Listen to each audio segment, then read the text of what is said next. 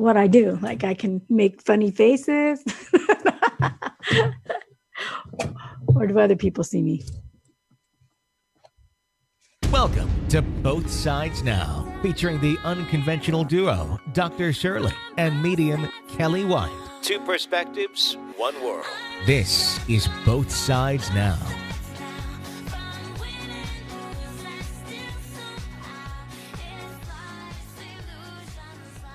Welcome to Both Sides Now. I'm Dr. Shirley. And I'm spiritual medium, Kelly White. And today, I'm going to start it, Shirley. You're going to start it. Go on. Here. Jump right in. I'm so excited. We have a really amazing guest tonight. I mean, I was so excited to meet this woman. I'm going to tell you about her. Her name is Eve Hogan, but I'm going to tell you how I met Eve before we introduce her. I was so fortunate to get to go to Maui with James Van Prague a couple of weeks ago. And James was doing a demonstration, and Eve came to help us in Maui to do this demonstration. And when James and I met Eve Hogan, we both fell in love. And we asked her what she does, and she said to me, look, I'd like you, she does many things, but one of the things that she does is she runs this and founded the Sacred Garden in upcountry Maui. And she said, I'd like to take you and James there. So James, who loves his passion is gardening, I said, oh, we're there. So we rented a car, and the next day we headed up to see Eve's place. And it was just breathtaking. So let me tell you about Eve, and I'm going to talk to you. I'm going to read her little bio. Eve, forgive me, but I'm going to do the shorter version. But so Eve Hogan is an inspirational speaker, Labyrinth facilitator. Oh, I can't wait to talk about that. A relationship educator, and the author of multiple books, including The Eros Equation, A Soul, Soul-ution, for relationships, Way of the Winding Path, How to Love Your Marriage, and Intellectual Foreplay. She is the writer of the Real Love blog for Spirituality and Health magazine. Eve lives on Maui with her husband, Steve, who I met, just a sweet guy, where they own and operate Heart Path Journeys, offering personalized relationship and spiritual retreats and beautiful vacation rentals. She is also the owner of the Sacred Garden, a peaceful sanctuary open daily to the public. Eve's passion is helping people to create happier, healthier, more harmonious relationships in the workplace, the home, and in the heart. Welcome, Eve. Thank you so much. It's so fun to play in this world with you. It's so fun to play with you too in this world. James and I had an incredible experience with you, and one of the things that I just wanted to share with you quickly is that James and I were just so moved by the energy, and one of the takeaways that I will never forget really the rest of my life is when we asked you about the energy. This place, Sacred Garden, is a vortex of energy, and you explained very clearly that it had been a negative place originally. It had been run by, not originally, I guess whoever bought it and ran it did heroin and all kinds of things, and it was a mess. That was fascinating. Was it fascinating? Yeah. And please share with our listeners that story. Sure. So before we bought the property, one family previous had gotten caught smuggling heroin in the bottom of the orchids. It was an orchid farm, and got put in jail.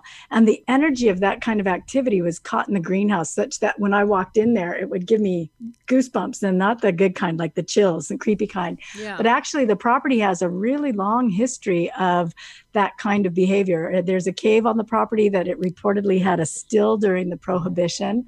And there was a brothel supposedly in this as well. So it has this really, sort of sordid past, if you will. Colorful. And when we bought the property, we loved the house and we loved the property, but there were parts of it, and the Sacred Garden, the greenhouse that houses the Sacred Garden in particular, was creepy. And I didn't know what to do about it, and I have since come to the conclusion that, and this is what I was sharing with you and James, is that there's an energy vortex here that's very powerful, but it's not necessarily positively charged or negatively charged, I believe. And this is just my theory, so who knows, but I believe it's an amplifying vortex that amplifies the energy of whoever's on the property and what their intentions are. So when people were doing drugs, that kind of energy got amplified. And when new people came in with the intention of creating a little bit, I think of it as a higher vibration, a higher spiritual yeah. intent.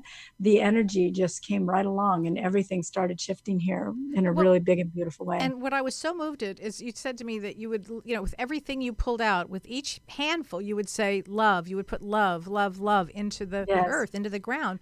And I have to share into the ground and onto the walls, like literally painting it, love, love, love, love, washing it, love, love, love. That was the only thing I could find that would shift the energy. Well, which I thought was so fascinating, because what I did with that information is I brought that back into my office, actually, and into my life.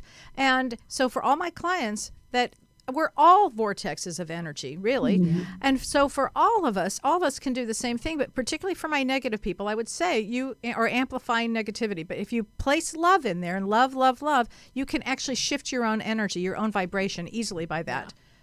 That's so true. Yeah. Well, that's what that energy is about. It's what you put intent out there. I mean, you've taught me that. So I'm so happy to hear that it's so powerful that you changed the energy of this place. I mean, that was, when you told me that story, I was fascinated. Well, and it's such a powerful vortex here, and the energy work that Eve's done there. I mean, I've already sent somebody, a family there last week, I think it was, and they just came back raving about it. And James and I were just both blown away, because we've been to all kinds of places in the world together, and we've never seen a place quite like this. So really, I just wanted to share that with you, that you amplified my life with this experience. That's awesome. Thank you so much. It was such a treat to have you guys here and to be able to share it with you.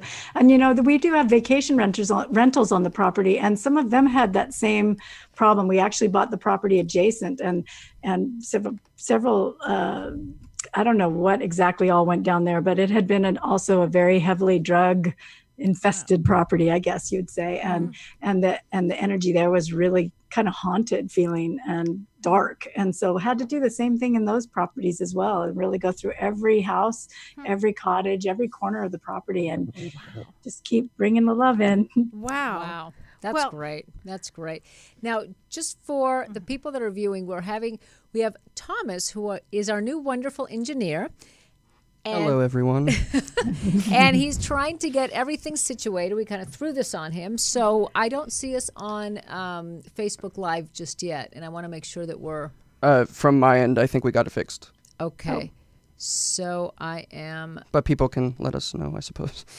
Yeah. Can you go to the chat room and let us know if you can see us on Facebook Live? Because I want to share it to our Facebook Lives. And it's not coming up on mine, Thomas. On UBN Radio? It should be there. I can check. Let me check again. I am currently seeing it. Okay. I can refresh and see. There you go. There she is. Is it back? We good? Yeah, so we're going to share it to all our pages. So we apologize for the technical difficulties, but please go on with Eve, because it's such a special, special show. I thought, Eve, what we could start with talking about is, let's talk about labyrinths and then go into healthy relationships and relationships. Okay. So Wonderful. Labyrinths. So the labyrinths, I got involved working with labyrinths over 20 years ago, and I was introduced to them through a book that somebody else had written called Walking a Sacred Path. It's by Reverend Laura Nartris. And I got so excited about it because the labyrinth, and I'm going to show you a quick picture so people can see what we're talking about. I'm going to stick this up here. This is the labyrinth. And this is a replica of the labyrinth in the floor of the Chartres Cathedral in France. And it's not a maze. So if you look at it, it looks like a maze at first glance, but it's not. It's one path that leads all the way through the entire thing into the center, and the same path brings you back out. And in ancient history, it's believed it was used as a symbolic pilgrimage, with the center representing places like Jerusalem, so that people could walk a sacred path or fulfill the aspect of their spiritual practice of doing pilgrimage without having to risk their lives, encounter the crusades that were going on at that time, and spend their life savings to go on a journey. So it's a metaphoric pilgrimage or a walking meditation. Mm-hmm. Wow. And for me, when I heard about them, I got really excited because I saw it as an experiential tool with which people could practice a lot of the personal growth and spiritual growth and even relationship enhancing concepts that I was already teaching. And you know how it is, you can learn something intellectually, but if you don't have a way to experience it, right, it only goes so deep in your understanding. And so the labyrinth gives people a way to actually walk through these principles and skills and actually practice becoming present, tuning in, listening to the other side, if you will, whatever that is, whether it's the divine or spirit or just their own wisdom, really gives them a place to practice all these concepts. I love the idea that it's a metaphor for what you're going through. Yeah, I love that too. Yeah. Because metaphors are so powerful, can be so powerful. And so I love that idea. So one of the things that I always tell people, if I could only tell you this much about labyrinths, this is what I would want you to know. You're walking the labyrinth not to learn about the labyrinth. You're walking the labyrinth to learn about you, which is important to recognize. And the second thing is that the message or the language of the labyrinth is metaphor. So whatever you experience there is what it's trying to show you symbolically or metaphorically off the labyrinth. So if you're impatient on the labyrinth, you're probably impatient off the labyrinth. That is so interesting. We need one for our office, really. So what you're saying is noticing how you are when you're doing the labyrinth says a lot about how you are in life in general. Exactly. And like I like to tell people, because sometimes people often go, oh, well, the labyrinth takes a long time. I didn't realize it would take so long. And if they think they're learning about the labyrinth, they think they learned that the labyrinth takes a long time. But the labyrinth only takes about 15 minutes. So that's not really what they're learning. They're learning that they have a tendency to be impatient. Right. And so then I say, okay, well, look at that. Is being impatient what you came on this spiritual journey to do? And if it is, continue doing it. But if it's not, explore your alternatives. Right. And so, then people think they should be patient. Right. But patience is fueled by the exact same annoyance that impatience is. It's just a slightly better behaved version. Right, exactly. So then I invite them to. True. It is, right? If I'm being patient with you, I'm just biting my tongue, but I'm still thinking all the horrible, anxious things that I was thinking and judgmental things prior. So then I say, well, what is your other option? And that's where I invite people to let go of their patience and their impatience and move into a state of acceptance where they go, wow, the labyrinth takes this much time. Am I willing to devote this much time to it? And if I am, then let go of the resistance so that I can experience peace. If I don't have that much time, what are my other alternatives? So it gives you choices, and choices make us powerful. Yes. Wow. You are speaking my language, right? Eve. I told you. But that is so true. The more aware you, I mean, basically, you're saying what I think what we say to our, to our clients all the time. The more aware you are, the more options you have. The awareness in and of itself won't change anything, but all the options that show up because of it can certainly change your world. Yeah. Exactly. And the way I see it is that we have two, this is layman's terms for all of this, but we have two basic ways of seeing things. One is through the ego mind and one is through the spirit. And the ego mind sees with blinders on. It's either this way or that way, right or wrong, my way, your way, good or bad. And we label everything from the ego mind. Completely. It's either it takes too long, it's not right. We have this judgment that comes from the ego mind. And when we're able to drop those ego blinders and move into a state of spirit, we suddenly broaden our perspective and we see so many other options besides good, bad, right or wrong, your way or my way. There may be a whole lot of other things in between. And so it broadens our ability to tap into what Kelly was sharing in the opening of what I call soul-utions, that ability to drop into our spirits and access a whole different way of seeing things. Yeah. And can you talk about Eros? I love that. Sure. So the Eros Equation, I actually learned originally from Jack Canfield. I'm imagining that you're familiar with him. He's the Chicken Soup for the Soul guy and Success Principles. And back in the 80s, he was my mentor. And he taught a principle called event plus response equals outcome. So E plus R equals O. So I added the S on the end to make it about love, because Eros is, the god of love and love energy. So what it really is an acronym for event plus response equals outcomes and solutions, which is a very kind of heady way of saying events are not what cause your experience and other people are not what cause your experience. It's the addition of your response to those things and those people and the way they behave that creates your experience. And if you want to bring about a different solution, you need to change the way you respond. Because what everybody says, and I know you'll relate to this, they come to me with a Dear Eve question. Dear Eve, my husband, my wife, my neighbor, my friend, my mom, my sister, my daughter, my son, whatever, does this event.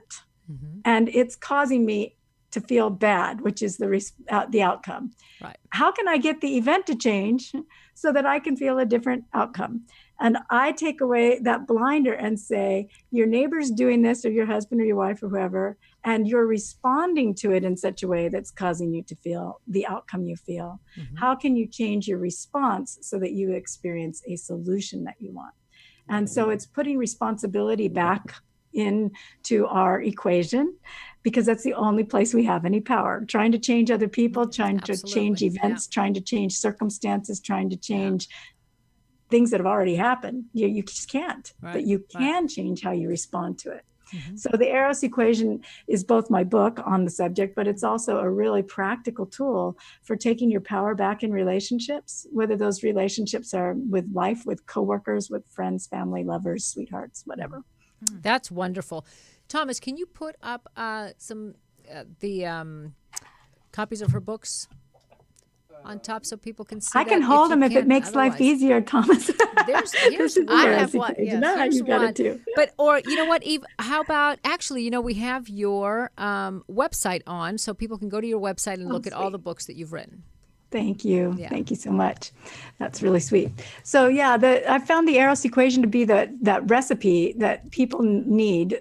You know, people really need a specific method of solving problems. And the Eros Equation is just a winner. It works every time because it takes you out of victim mindset of somebody else has to change or something outside of me has to change, and puts you back into responsibility. Yeah. And that's where you're powerful. Absolutely, because there's so many people that want to change the other person. I remember I was said that. I was somewhere with an ex and complaining about the same thing over and over and over again, kind of the definition of insanity. I was living it.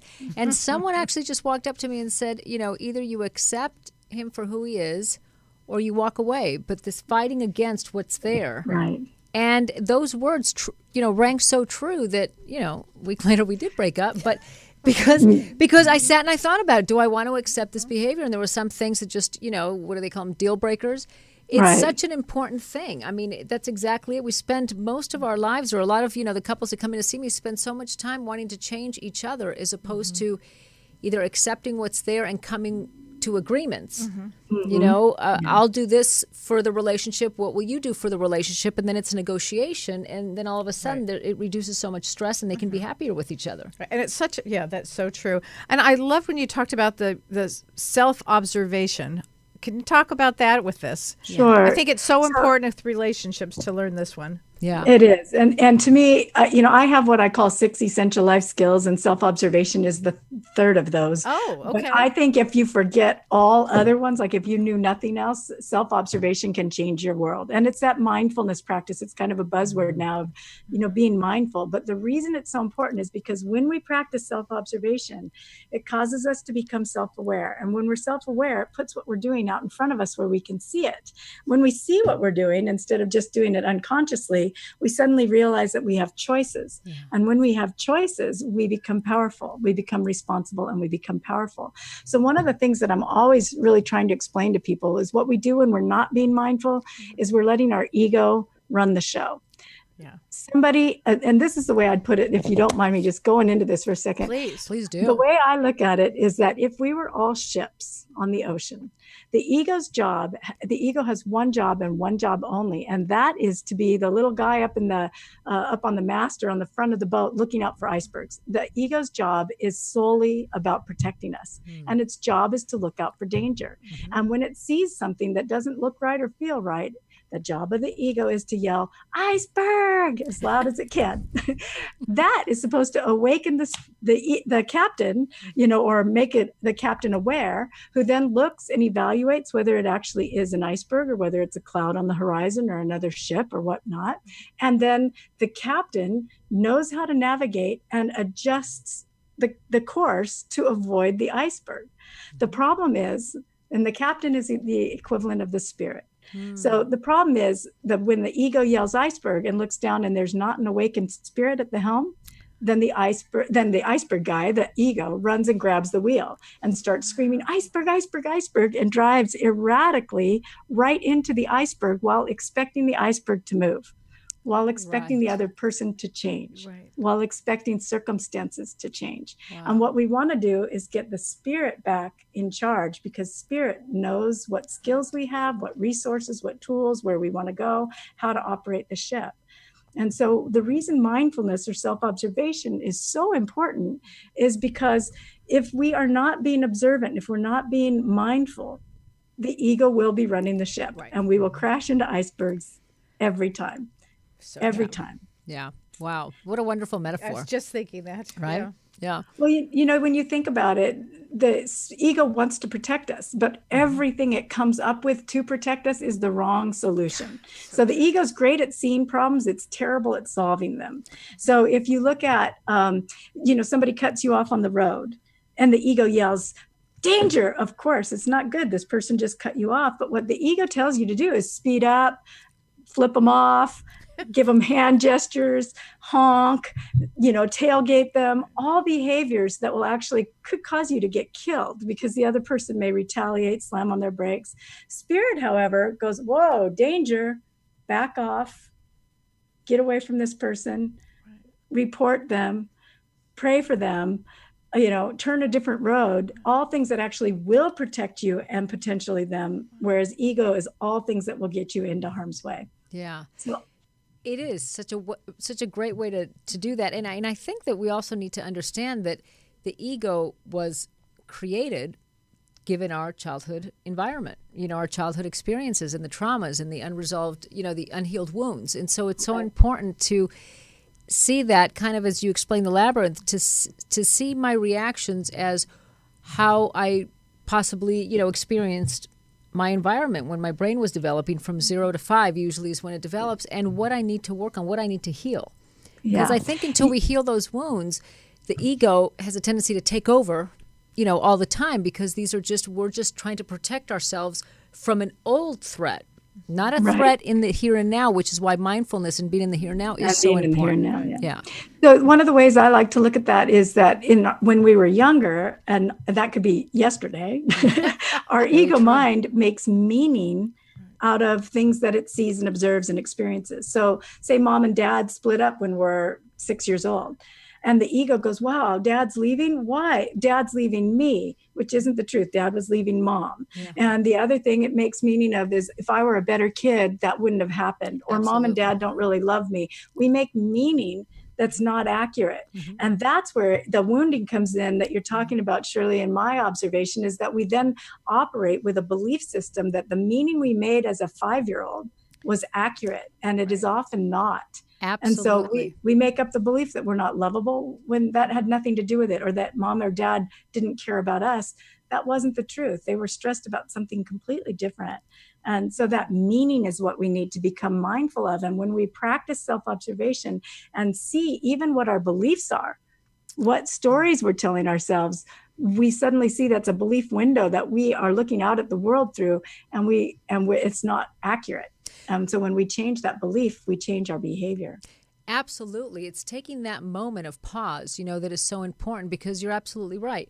You know, if you have that belief, every time that we're triggered, we see the world through that child perspective. It doesn't feel like we are, but we really regress into that child perspective. Yeah. So the example that you were giving, Eve, about, you know, the person that runs me off and I feel like flipping him off, is because I feel like he's doing something to me, and it triggers my not being important enough, my not being worthy enough.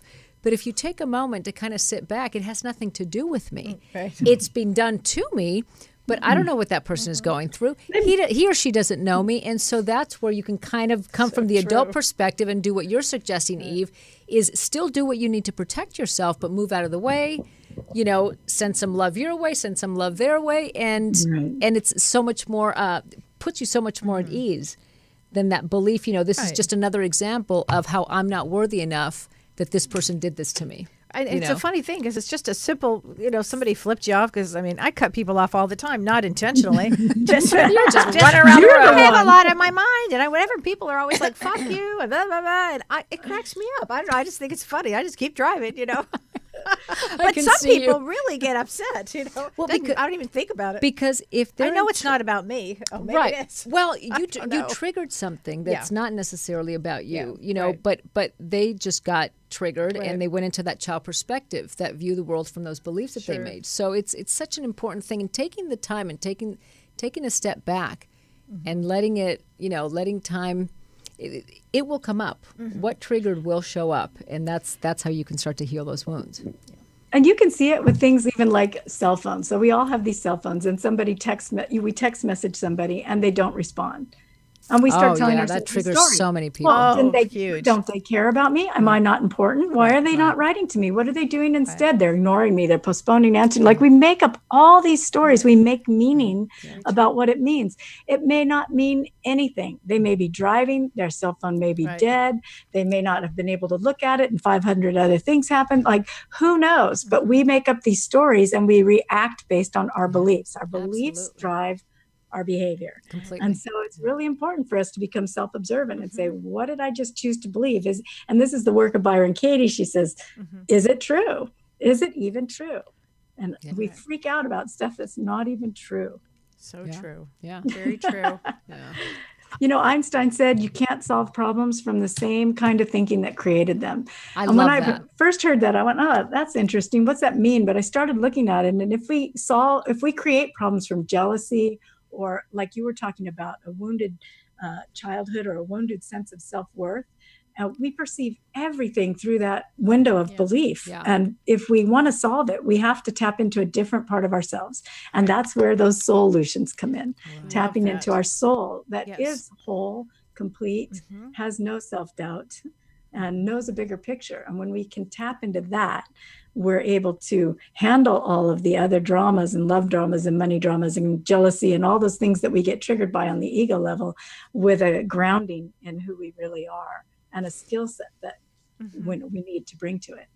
And I think it also allows us to kind of notice what's there and not be taken by it, because we will have emotions about things. What you're talking about, Eve, doesn't mean that we're emotionless and all of a sudden we're living in this kind of, state of, consciousness, and we won't have, we won't feel hurt, or we won't feel pain, or we won't feel disappointment with maybe some behaviors of the people that we love. It's so important to be able to sit and feel that and acknowledge that, and know we don't have to react to every emotion that we feel. Right. And it also allows us, like, I love bringing up the concept of hurt and anger, because a lot of us, and fear, we feel fear and over things that people said. And so one of the things I'd love to share with people is about the beauty of fear, because most of us think of fear as something we should back away from. But my experience is that fear is like a flag or a boulder marking what's buried underneath it, which is what we love and treasure. Right. So for instance, if I'm afraid that my husband's going to cheat on me, if I honor my fear, then I'm going to be snoopy, suspicious, less intimate, less kind, snoopy, all those behaviors that are likely to push him away. And if I say, okay, what's underneath this fear that I treasure? And I look underneath that, then I'm going to see that I love my husband and I cherish our relationship and I want to keep it healthy and happy. And if I honor that, what I treasure instead of what I fear, then my behavior will change into someone who's being more loving, more intimate, more caring, more expressive, more joyful, and all behaviors that are likely to keep him engaged with me. Right. So it's really interesting when we hear people do things like you were saying. It's not that we don't have emotions, but when you know how to tap into your spirit, you feel the emotion and then allow it to be a trigger for you to look deeper. Exactly. What am I being taught here? Right. What am I needing to see here? How do I need to shift how I'm showing up here? When we take that responsibility, all things change. Absolutely. I mean, I think what you're describing is using our emotions as the way that our body communicates with us. So what is that fear, as you're saying, what is that fear communicating with me? Oh, maybe I just got triggered and my sense of, not being worthy showed up. And so that's why I'm worried about maybe my husband cheating on me or something. And so to use that as communication, it's just like anger is such a valuable emotion. That's what gives us, that's our energy. That's our life force. We're so afraid of feeling anger. When you feel anger, say, what just happened? What just happened that made me angry? Oh, that person crossed my boundaries. What do I want to do about that? How can I respond to that? And I think it's really important to dig deeper than that because, or do that and dig deeper than that as well, because what often happens is what we're angry about is often the story we made up about what they just did. Exactly. Yeah. They may not have actually crossed our boundaries. They just did something and we made up a story about it. And Absolutely. so what I really love to look deeper, I look at anger, hurt, and fear as emotions generated by ego. They're not bad, they're protective. But if we get stuck there, they will cause us to slam into the iceberg every time. So true. You need to go underneath that then and say, starting with responsibility, what's my part in this? Part of my part may have been in what happened. My part may have been in the meaning I made about what happened. Right. My part may have been in how I responded to what happened, but I had a part in it. And then looking underneath that, what is it that what do I understand about the other person? What do I want with the other person, and bringing ourselves back into a state of love in communicating that. And then we can shift into the language of spirit and that Soul-ution. So true. What do you think, how is the best way to have a healthy balance? Healthy balance in a relationship. In a relationship? Well, gosh, that's an interesting question. A healthy balance in which regard?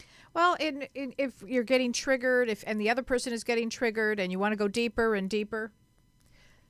So for me, it's always about first starting with yourself. Like I really am an incredible advocate for self-responsibility in relationship, meaning that first your relationship with yourself needs to be whole.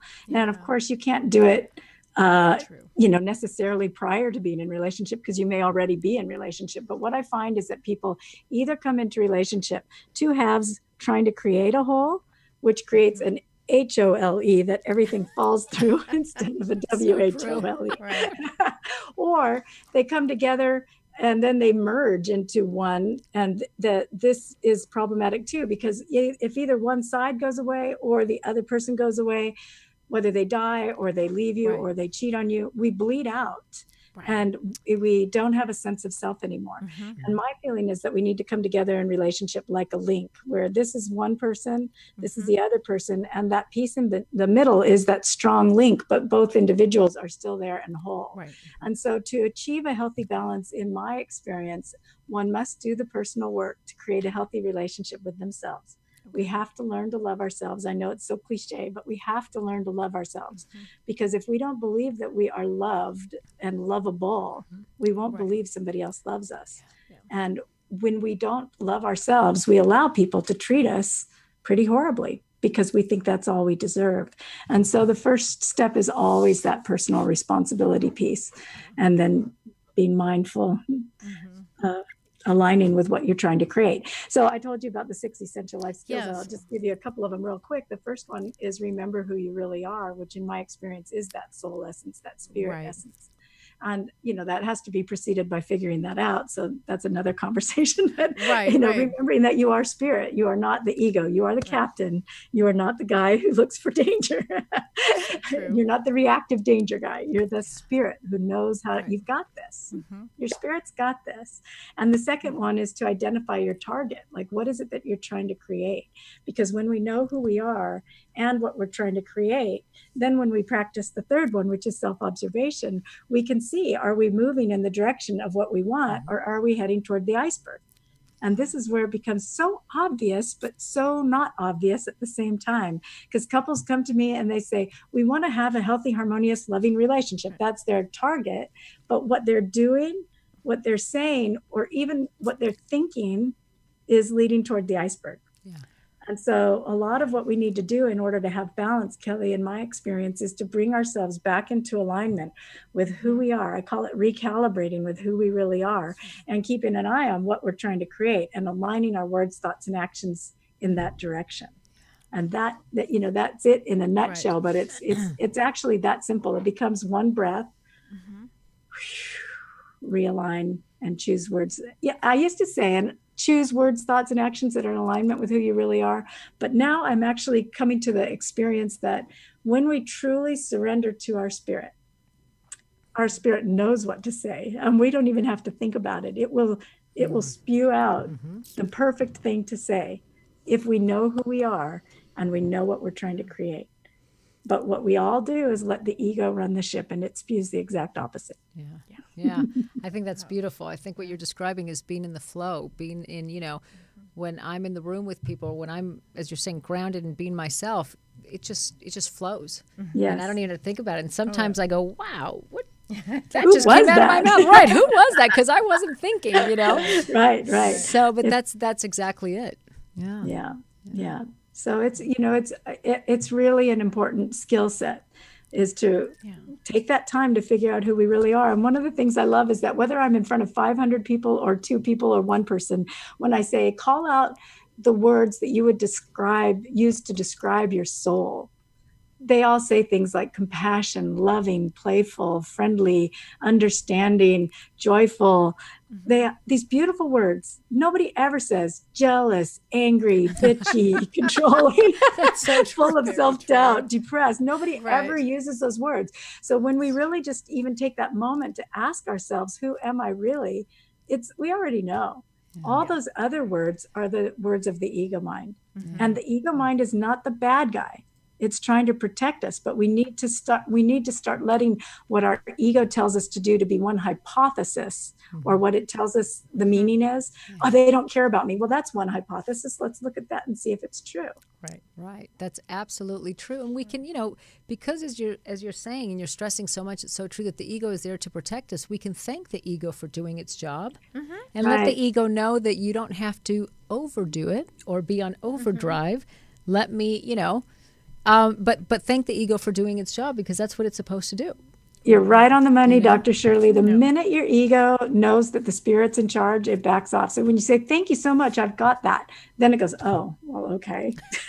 But if it thinks, and this is the problem, what most of the world does, because we don't understand that ego's trying to protect us, it's taught to us as the bad guy who must not be named and must be overcome, right? Silence the voice of ego. Well, if this voice is trying to protect you and you try to silence it, I'm not listening, it's going to get louder and meaner and more horrible. Just like an overprotective parent. If your parents tell you, you shouldn't do something because it's dangerous, and you go, oh, Mom, and you're not listening, she's going to get louder and meaner and more obnoxious about it, because she wants to make sure you got the message. So when you do exactly what you just said, Shirley, say, thank you for pointing that out. I'll take that into consideration as I decide how I want to handle that. Then the ego, all right, job done, and it backs off. But you got to tell it who's in charge. It's so interesting, because that's so powerful, and people think sometimes it's silly. I was just doing a psychological evaluation today on someone who had been injured, and she told me, and she was kind of a little embarrassed to admit it to me, but she told me that she had an injured shoulder, and she talks to her shoulder. And she goes, lovely. It's so funny. She goes, I know it's so silly, but it works. And I said, no, it's not silly at all. She says, you know what? Wonderful. You don't have to act up today. I've got it. I've got you. And the pain would decrease. Wow. And it's so interesting that she had kind of got that intuitively. And I certainly encouraged and said that that's a wonderful and beautiful way to deal with it. And her pain, would reduce at times when she would do that. So she was listening to her soul. Yeah, she was. Yeah. So she actually had shoulder pain? Yeah. Wow, she'd had a very real injury. Right. So I worked with a woman named Lucia Capacchione, and it's a mouthful. Lucia Capacchione has written several books on writing with the non-dominant hand. And it's a wonderful tool for talking, like dialoguing with your shoulder, dialoguing with your inner child. And you can actually write back and forth between your dominant hand and your non-dominant hand and have these dialogues with different parts of your body where energy is stored, or with your sub-personalities like your inner teenager, your inner child. This work was hugely transformational for me in my early years, and in my own development and my own healing of my inner teenager and my inner child, and physical wounding as well. But that's a wonderful idea. What a great tool. Oh, yeah. I want to get that book. Yeah, she has several of them. I think probably the easiest one to look up most immediately is The Power of Your Other Hand. Power of Your Other Hand. Wow. The Power of Your Other Hand. And it's a course in channeling your inner wisdom. But then she has like the Picture of Health, which is on doing it for your physical being. And she has the Creative Journal. And what happened for me because what she explains is that you're cross-wired. So if you're right-handed, you cross-wired to your left brain, and if you're left-handed, you're cross-wired to your right brain, but not always. So sometimes left-handed people go straight this way. So at any rate, when you're writing with your non-dominant hand, it taps into a different side of your being, where you tap into like the right brain, which has the metaphor and the symbolism and the intuitive, and it taps into a different knowing. And interestingly, I actually think the Labyrinth does the same thing. So one of the things I think happens when you write with your non-dominant hand, your left brain, which is logical and linear, gets trapped in trying to form letters and do things that it ordinarily would know how to do, but it can't do it easily. So it's really concentrating, and it frees up your right brain to speak to you and give you messages. I think the same thing happens when you're driving. So Kelly, you were talking about driving, you guys driving in LA or whatever. I get amazing ideas when I'm on drives, on road trips. Do you guys have that experience? Oh yeah. So I think what happens is our left brain, even though this is a very rote and habitual practice driving, we know how to do it. The thing is, though, it's always changing. That lady in front of us with the curly hair is cutting us off. We have to pay attention, right? So we're paying attention on lights are changing. All these things are happening. So our left brain is trapped in this task, and it frees up our right brain to give us these messages. And the same thing is true on the Labyrinth, because you can't tell whether you're coming or going, whether you're going in or going out. Even though it's only one path, it's very convoluted, and the left brain is trying to figure it out, and the right brain is giving us more metaphoric messages. Yes. Wow. Yeah. And when I channel, everything comes in, or when I'm doing readings, everything comes in. It's from my right brain. Oh, really? That's interesting. Yeah. The left brain, my left brain will say, no, that can't be happening, and my right brain is just, whoop, here it comes. I think personally, it's my theory. I'm a lay person on this. I think that the left brain is the home of the ego. Oh, completely. And the right brain I've is the home always thought of that. the Yeah. I mean, the left brain is, you need one for like doing checkbooks and I don't know, things like that. And fixing things, I suppose, right? But I'm really all right brain, so it's. Yeah, we make a nice combination, because I'm mostly all left brain and she's the right brain, and so together I'm really passionate about the balance between the two, because what I've found is that, like, I do retreats, right? So I do a lot of relationship coaching and retreats. And even when somebody has come with the intent of having an experience and they've signed up, they've done their research, they've paid for it, they walk in the room and their ego dukes are up. Like, is this going to be a ripoff? Did I just sign up for something airy fairy or super stupid? And their ego is concerned. And so my task immediately is always to talk to the ego first, answer all of the ego's questions, explain why the Labyrinth works, not just that it works. Oh, just go walk around in circles. You'll have a great time. No, ego would be tough to hear. Yeah. You got to talk to the ego first, because then it goes, okay, she knows what she's talking about. And then it puts down its ego dukes, and then we can do the work. Wow. But you got to have the ego on the side, because it's protecting you, and you want to have a protector. You just don't want it to stay in charge. You want your spirit in charge. That is so true, because once my left brain understands it, then I can trust the process. I can let go. Then you let go. Then I completely let go. Hold on. Oops. Oh, are we having? Is there a trouble? There just seems to be a connectivity issue. I don't think it's anything. Can you hear me now? Yes. Are you? We are back. back. We got it. All right. Okay. Can you hear me now? Yeah. Yes. Yeah, I think I disappeared for a minute. Yeah. That's okay. We're back. So I was just saying that, once my left brain understands something, then I can completely let go and trust. Mm-hmm. Yeah. Oops, I think we're having that trouble again. Yeah. No, there she is. There you are. Okay. So you know what I was going to do? do? Out for a second. You know what I was going to do is open it up for phone calls, because I know people love talking to you, and I'm sure they're going to love to talk to Eve. And once in a while, they want my opinion on things too. But I love the spiritual aspect of it. But if you have a question about relationships, something that has to do with our topic tonight, then we invite you to call in and especially if you're having a really difficult relationship, because you've got 3 really good people here to talk to you about relationships. And I love the way that Eve handles and works with couples, especially a couple's relationship. Yeah. So do we have any calls, Thomas? We do. We have a very patient caller from the 586 area code. Let's see if they're still on. Okay. Hello, you should be on 586 563. No. All right. Let's move to one from the 805 area code. Hello. Hello, 805-418. Are you still on the line? That's me.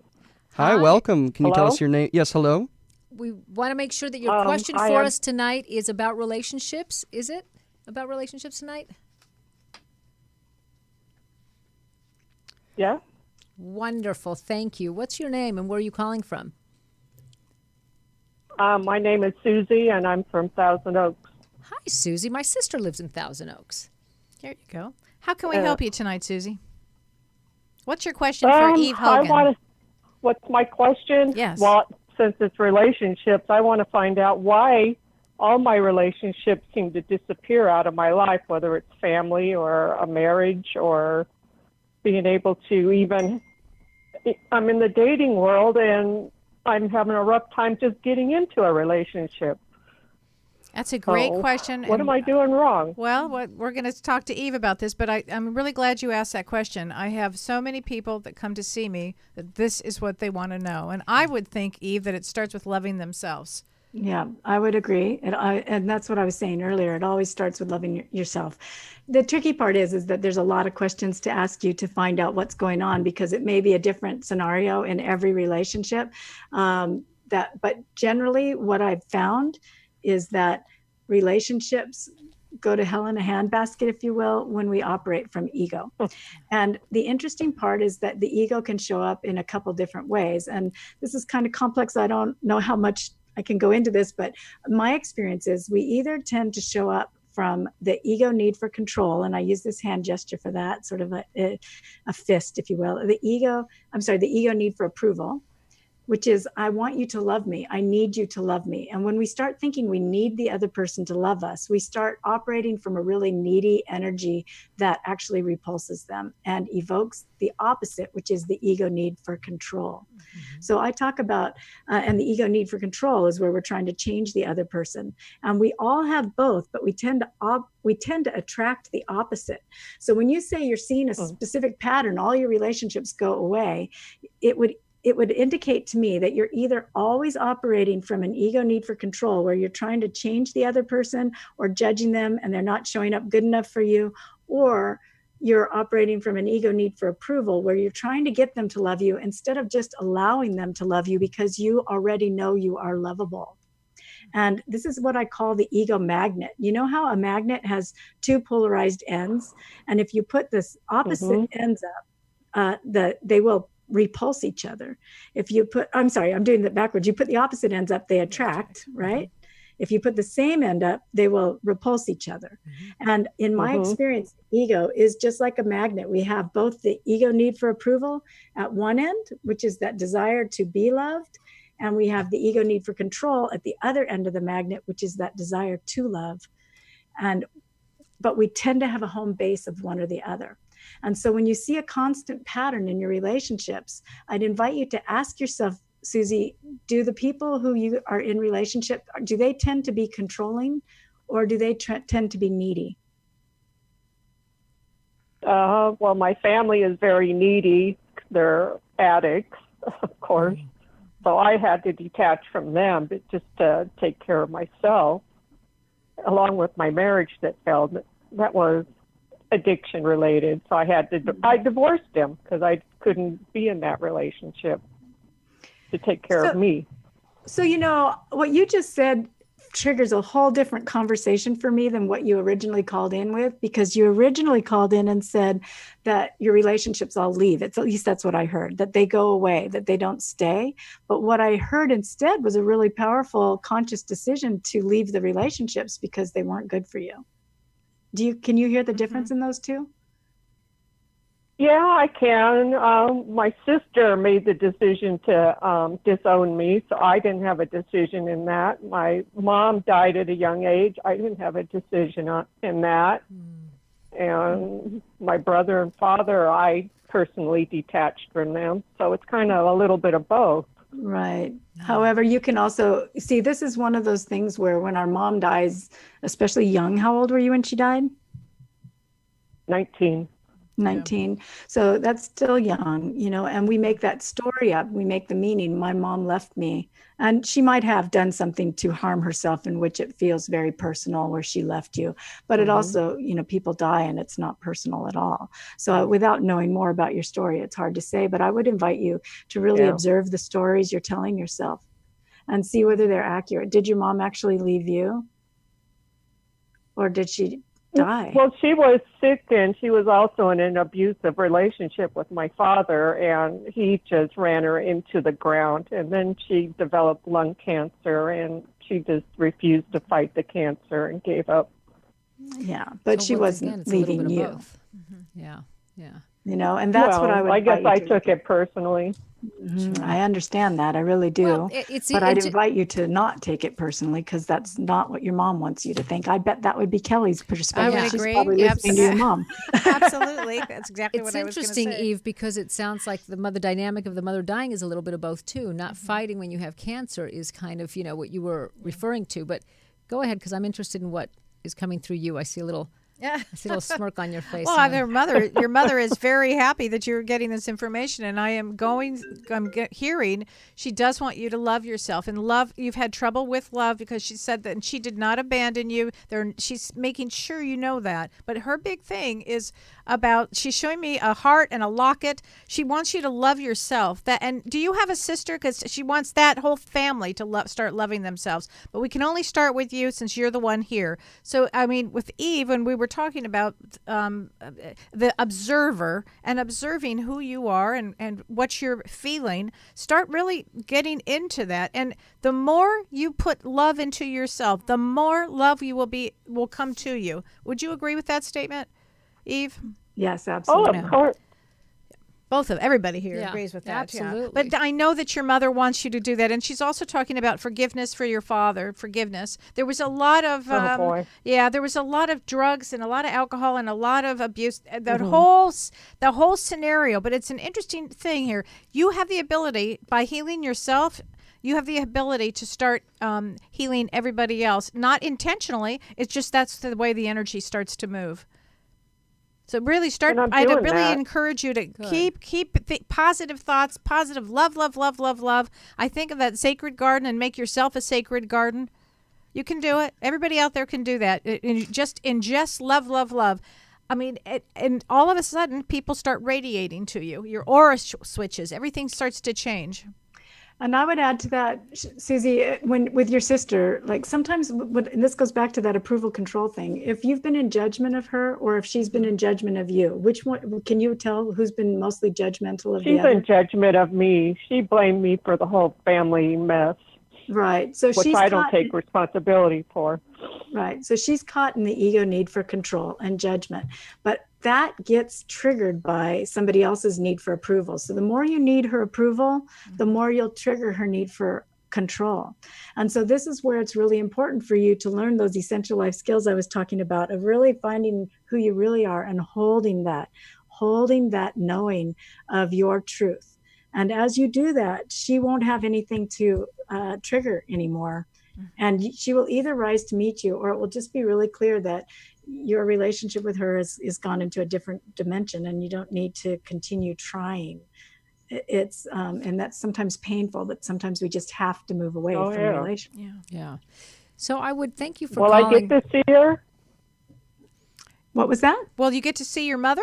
Well, no, my sister. My sister's still alive, but I haven't seen her in years. I mean, start working on yourself and yes, I would definitely at some point when you're feeling really, that you've really started filling your own soul up. I mean, you're filling yourself up with love. Yes, then contact her. If you're not in therapy, I would highly suggest that you are. You have a lot of wounds that need to be healed. And I would suggest that you go to the Somatic Experiencing website and look at practitioners in your area, give them a call and see if you feel comfortable with them just on a phone call first. But I would really suggest that you get that kind of therapy that really works with the body to heal those wounds.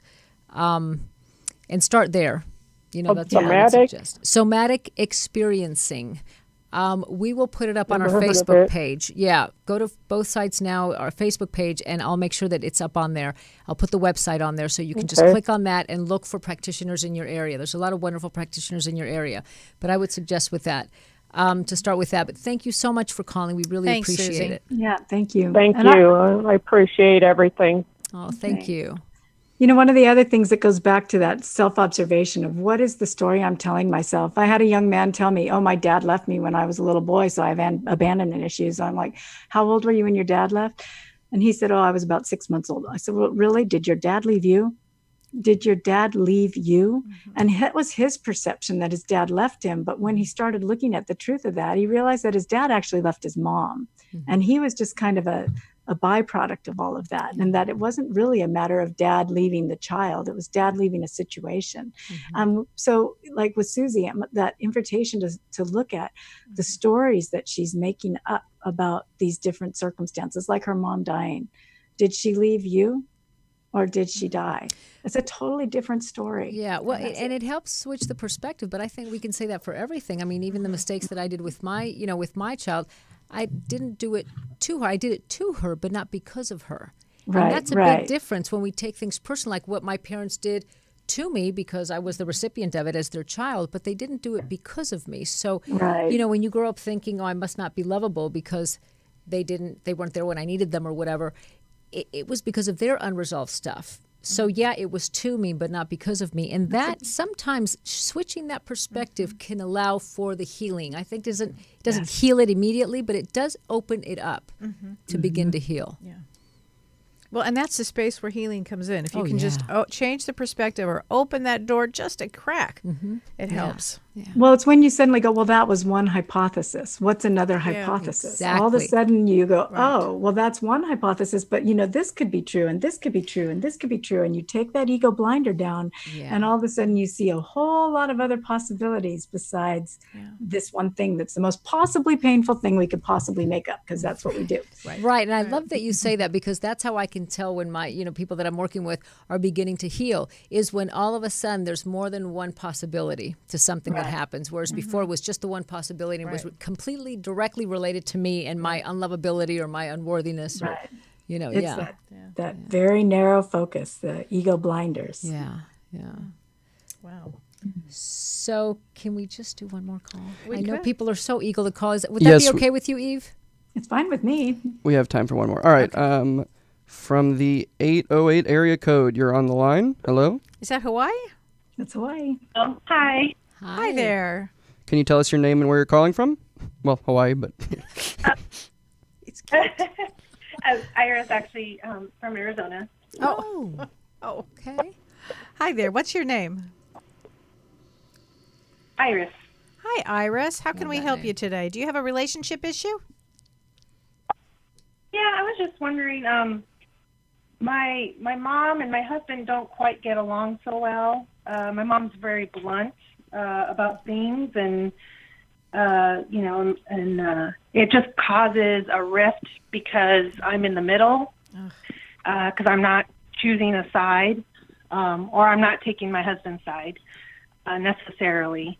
So it just causes some issues, and I was just wondering, is she just being overprotective, or that's just her ego? Because I did relate to earlier, we were talking about the conversation and how someone suggests something to you, and if you don't, take their suggestion, then they start to get angry, and then they just come out and say, this is the right way to do it, and why aren't you doing it after I told you?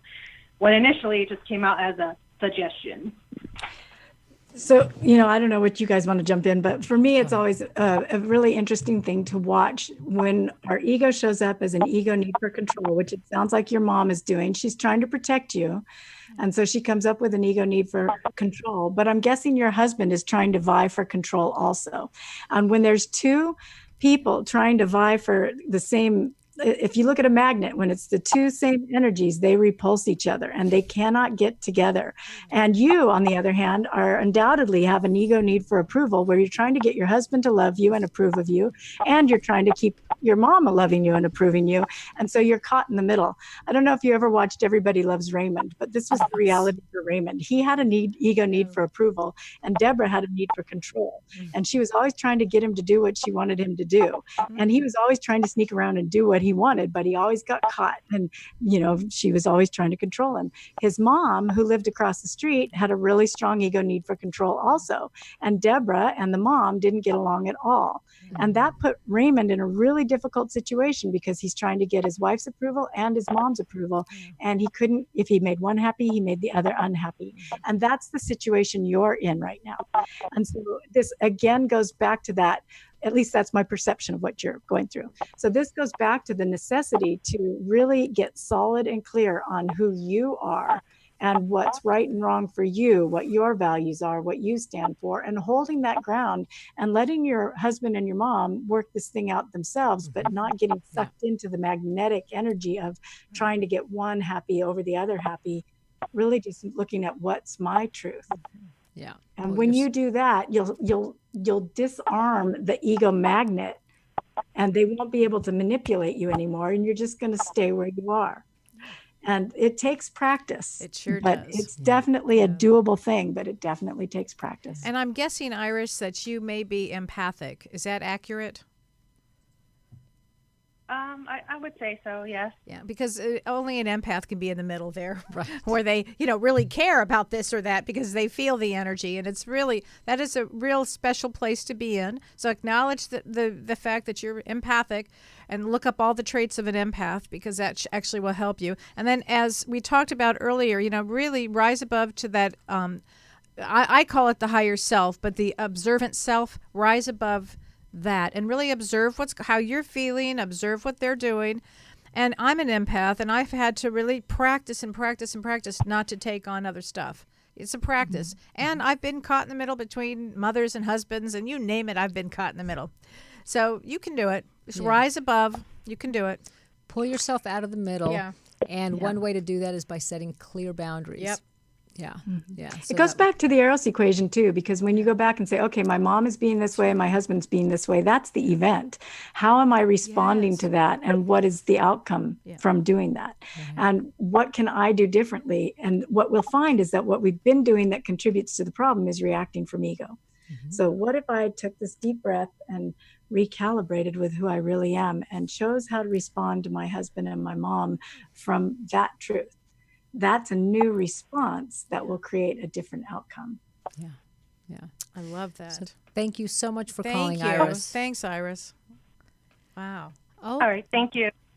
Okay. Well, we have run out of time. I know. This has been so interesting, Eve. Oh my gosh, Eve! I could just listen to you go on and on. It's fascinating. I know. I it love is. it, and I'm going to put all of those into my sessions that I do. Yeah. All those tips into my sessions. Wonderful. Yeah. Wonderful. Yeah. It's been lovely being with you too as well. Thank you so much. I think this book, it's small, it's thin, You'll it's love easy it. to read. I think it's a wonderful book to get to kind of have that foundation that you're talking about, Eve, and then to build on that. Yeah, it's a really quick read. It was like I had to write it in almost cliff notes. Right. This is what you need to know, period. Exactly, Boom. and that's the best. Yeah. So wanted to have just a few announcements. Next week we're not going to be here, and so we are going to repeat a show. We're not sure which one, maybe even tonight's show. Maybe. We'll do a repeat for next week. So we will be live in 2 weeks. Mm-hmm. Thank you for joining us. Thank Thanks you, Eve, very so much much for being with us tonight. Yeah, that's Thank great. you. Blessings. And thank you, Thomas. Yeah, thank you, Thomas. Of course, it was a pleasure being here. Thank you for having me. First day with Thomas. Yes, first of many, hopefully. Yeah, absolutely. All right, and thank you, everyone, Thank for watching, and we will see you in 2 weeks. You've been listening to Both Sides Now, featuring the unconventional duo Dr. Shirley and Kelly White. Two perspectives, one world. Wait, I want to talk to Eve. Yeah.